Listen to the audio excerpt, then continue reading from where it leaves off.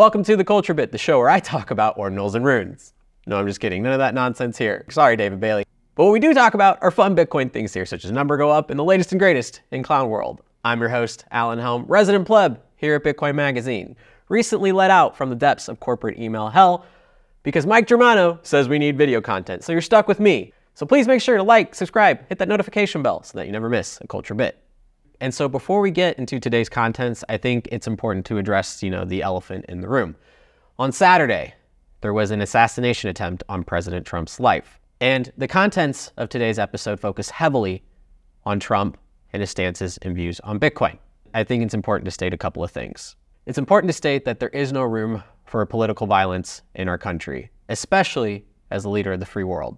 And even though reports show Trump in good health, heck, the man went out and played an entire game of golf the other day. What a Chad. My thoughts and prayers still go out to him, his family, and the victims affected by this senseless tragedy that occurred in Pennsylvania during one of his rallies. Every American and Bitcoiner knows that united we stand, divided we fall. Okay, now to the news. Donald Trump, El Don, Mr. Presidente, number 45, definitely soon to be number 47 at this rate, has been dominating the Bitcoiner news cycle. Heck, Bitcoin on the 2024 presidential ballot seems to be the only thing people have been talking about for the last, 6 to 8 weeks. And why is that? Well, we got to go back to May when Trump made a speech at the 2024 Libertarian National Convention, a speech in which he covered some pretty major Bitcoin talking points. But don't take it from me. Let's roll the clip here and see what he had to say. And I will also stop Joe Biden's crusade to crush crypto. We're going to stop it. I will ensure that the future of crypto and the future of Bitcoin will be made in the USA, not driven overseas. I will support the right to self-custody to the nation's 50 million crypto holders. I say this with your vote. I will keep Elizabeth Warren and her goons away from your Bitcoin. And I will never allow the creation of a central bank digital currency. Sounds like something David Bailey would write. But a pretty staunch 180 from some earlier comments he was making a few years back. Let's take a look at this clip in 2021 with Yahoo Finance. We have a currency right now, the dollar, and I'm a big fan of the dollar. I'm a big fan of our currency, and I don't want to have other currencies coming out and hurting or demeaning the dollar in any way. And China's looking to do, China's certainly not looking to back the dollar, but right now they're based on the dollar, and they would probably have to stay that way unless we do something very foolish in our country. I mean, the problem that I have with so much has happened, whether you look at the border, the horror show at the border, or the horror show of the Afghan withdrawal, is our country is losing credibility. And if you look at a monetary system based on the dollar, if you start losing credibility, all of a sudden you're going to lose that strong monetary system, and we have to be very careful about that. A lot of things going on here, and why the change in heart from I'm a big fan of the dollar, I'm a big fan of our currency, and don't want to have other currencies competing or hurting the dollar, to I will stop Joe Biden's crusade against crypto, and I will defend your right to self-custody Bitcoin. And if you listen carefully, what Trump is really saying isn't that he loves the dollar, but what he wants to see is America maintain its economic dominance. And in that clip from 2021, he's very clearly stating that we are losing that grip. We're losing that grip because we are continuing to print the dollar ad nauseum, funding wars that the general populace doesn't even support. Heck, the middle class is rapidly losing any purchasing power available to maintain wealth. And so one could kind of surmise and assume that, hey, maybe Trump sees Bitcoin as the tool to work us out of many economic problems that the country is facing. And well, okay, some of you might be saying, Allen, you are very quickly jumping to assumptions here. Trump said like 7 lines at the Libertarian National Convention that were in support of Bitcoin. How could you deduct that he is in favor, really actually in favor of Bitcoin after years of saying that he loves the dollar and is wary of cryptocurrencies? And you're probably thinking to yourself, Allen, he is just pandering for votes. There's no way he actually understands Bitcoin. And to the pandering votes part, I would say, yeah, he probably is. But to say that he doesn't understand Bitcoin, I think you're severely underestimating what Trump knows. And let's just go back to what he said at the LNC. He said that 50 million Americans own or hold Bitcoin or cryptocurrencies. And to the latter of you that own cryptocurrencies, please Sell that for Bitcoin for your own sake, your family's sake, and, future generations' sake. But my own comments aside, okay, so 50 to 90 million Americans supposedly own Bitcoin or crypto. And if we're doing just some back-of-the-hand napkin math here, that's about 30% of the population. So let's just assume, 10% of them make it out to vote later this November. And let's not forget that the opposition, specifically US Senator Elizabeth Warren, has been an arduous proponent against Bitcoin, going as far to raise an anti-crypto army and proposing massive amounts of anti-industry and anti-Bitcoin and crypto legislation during this administration, going as far to lean into very, very old arguments against Bitcoin, such as Bitcoin being used for illicit activities, such as drug trade and money laundering and, other things that the dollar is actually way better suited for doing. And that warrants its own separate video. But Trump understands that winning this voting block is critical for his re-election efforts. And you can definitely surmise that that's part of the reason why he's pivoted his stance from being wary of cryptocurrencies to being pro-Bitcoin. But more importantly, Trump understands how this goes far beyond number go up technology. He understands that Bitcoin can be the tool we need to not only secure energy independence, but secure energy dominance and mitigate the consequential downwind effects such as higher trade costs, the evaporation and shrinkage of the middle class, and the evaporation of the middle class's purchasing power, which we have most recently witnessed in countries such as Greece, Venezuela, Argentina, and Zimbabwe. Trump gets that it quite literally complements the dollar, and quite frankly, it aligns perfectly with his America First vision. And how do we understand this? People, the man is putting in the proof of work. Let me tell you. The week following the Libertarian National Convention, Trump's campaign team announced that they would begin accepting Bitcoin Lightning Network transactions for donations, becoming the first American president to do so. Shout out to OpenNode and way to fumble the bag, Coinbase. Then, the week following, our very own CEO, David Bailey, organized a roundtable with the nation's top Bitcoin miners and President Trump himself. All the usual suspects were there. Marathon, Riot, CleanSpark, TerraWolf, Core Scientific, amongst others. And from reports, it was a very well-received discussion. Don't take it from me, let's see what CNBC had to report. Jason Les, the CEO of Riot, told them that one of the group's top talking points was the fact that the US is number one in a lot of things. And it should be number one in Bitcoin, especially as the world's top coin touches new all-time price highs.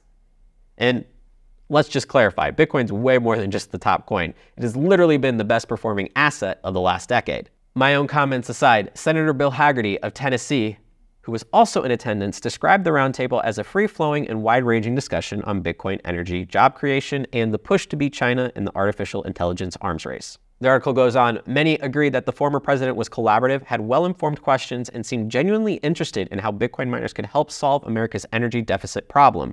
People, this is what good leaders do. They take in new information and they incorporate said information into their broader goals and objectives. And for those that dare to be great leaders, well, those objectives align with what the people need and what the people want, rather than try to line the pockets of their buddies next to them. With Bitcoin, Trump has found a solution to not only improve the economy, but improve our energy grid and energy infrastructure, environment, real job creation, and foster industry innovation here in America. And so the article here by CNBC concludes by saying that Trump wasted no time in taking to social media, specifically Truth Social. And quote, he says, Bitcoin mining might be our last line of defense against the CBDC. Biden's hatred of Bitcoin only helps China, Russia, and the radical communist left. We want all the remaining Bitcoin to be made in the USA. It will help us be energy dominant. Very on brand for President Trump. And the more important takeaway from this is that Trump is continuing to be consistent with his messaging around Bitcoin, and even more so consistent around his messaging of wanting to prevent a CBDC here in America. And so, okay, Trump's come out and said all of the right things, showing his support for Bitcoin, showing his support for Bitcoiners, and showing his support for just overall industry innovation here in America. But none of that means anything if his own party isn't aligned with his thoughts and intentions. Well, worry not. On Monday, July 8th, Bitcoin 2024 is right around the corner, happening this July 25th through the 27th here in Nashville, Tennessee. We have a star-studded cast of speakers in attendance, including President Donald Trump, Russell Brand, Edward Snowden, Michael Saylor, Kathy Wood. And hey, maybe you're saying, Alan, I don't care about the speakers, but all your Bitcoiner friends are going to be there, and lots of great, great, great people are going to be there. And maybe you want to get a job in the industry. Well, the who's who of anybody, of any company that matters is going to be there. So don't miss out. Go to b.tc/conference to get your tickets today and use code Allen10 for 10% off all those tickets. Ticket prices are increasing fast. Tickets are moving fast. Don't miss out. Secure your tickets today. The Republican National Committee officially endorsed a pro-Bitcoin stance and party draft. Let's take a look at it down here. On page 9, the draft explicitly states, "We will defend the right to mine Bitcoin and ensure every American has the right to self-custody of their digital assets and transact free from government surveillance and control."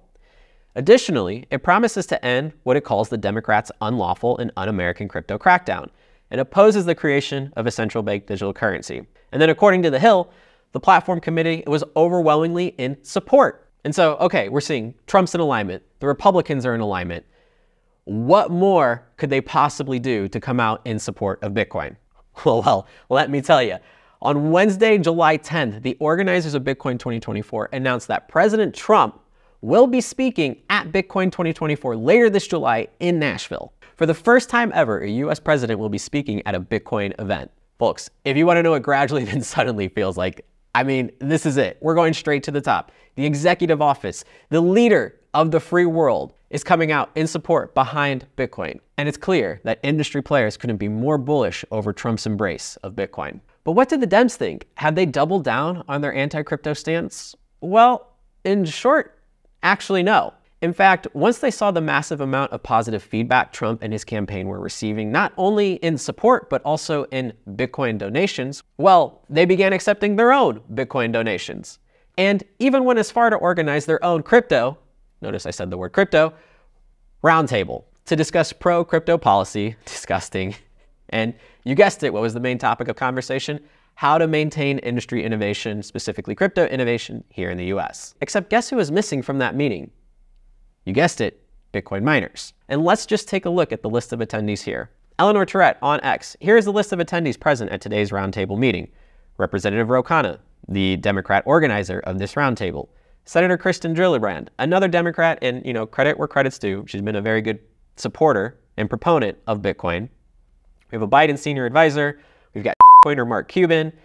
And then we start getting into the list of companies here, which include, one of the biggest coins, Ripple, Galaxy, Skybridge, Blockchain Capital, Coinbase, BitGo, DCG, the Feds, A16Z, Block, Kraken, Paxos, Stellar, Pantera, Georgetown Law, Crypto Council for Innovation, Paradigm, Blockchain Association, Electric Capital, Huan Ventures, and,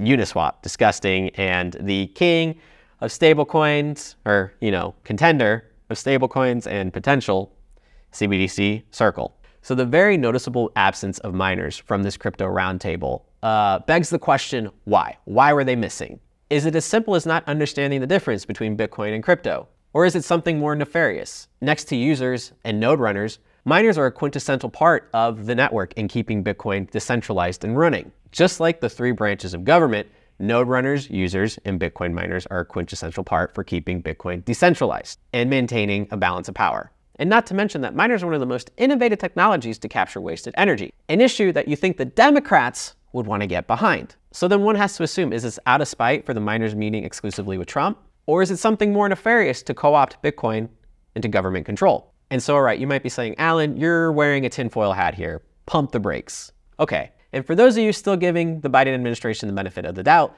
let's just take a stroll down memory lane to see all of the actions they have taken to kill industry innovation in the last 4 years. Nick Carter, Mr. My Star is Rising, gives us a very great list here on X. Under the Biden admin, they bullied the banks into dropping Bitcoin and crypto clients. They engaged in lawfare against every major exchange. They harassed Bitcoin miners and tried to bully the utilities into dropping them.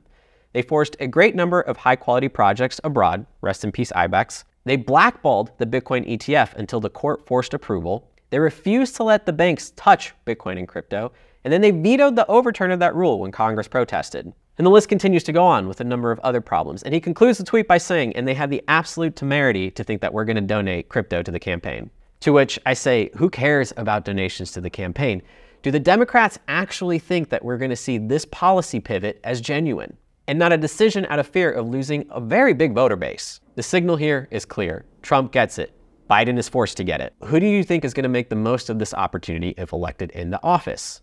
Well, it's a question you'll have to answer if you decide to vote in November, especially if you're a single issue voter. Bitcoin is bipartisan by nature. Heck, it is apolitical by nature. It does not need the backing of a politician to be successful because it already is. And in addition, any hardcore Bitcoiner knows to be wary of politicians, institutions, and the like. But that doesn't mean that Bitcoin can't benefit from powerful proponents. And what better proponent to have than the largest economic and energy producing powerhouse in the world? So then you have to go back to my earlier question. Which candidate is best suited to take advantage of supporting Bitcoin advancement and Bitcoin adoption? Is it the one who bullied the banks into dropping Bitcoin clients, blackballed the Bitcoin ETF, threatened the Bitcoin miners? Or is it the one who's motivated by an America First stance, the one who wants to see American people succeed, who wants to stop CBDCs and defend the right to mine Bitcoin, defend the right to self-custody of Bitcoin, free from government surveillance and control? If you're a single issue voter, the choice is simple.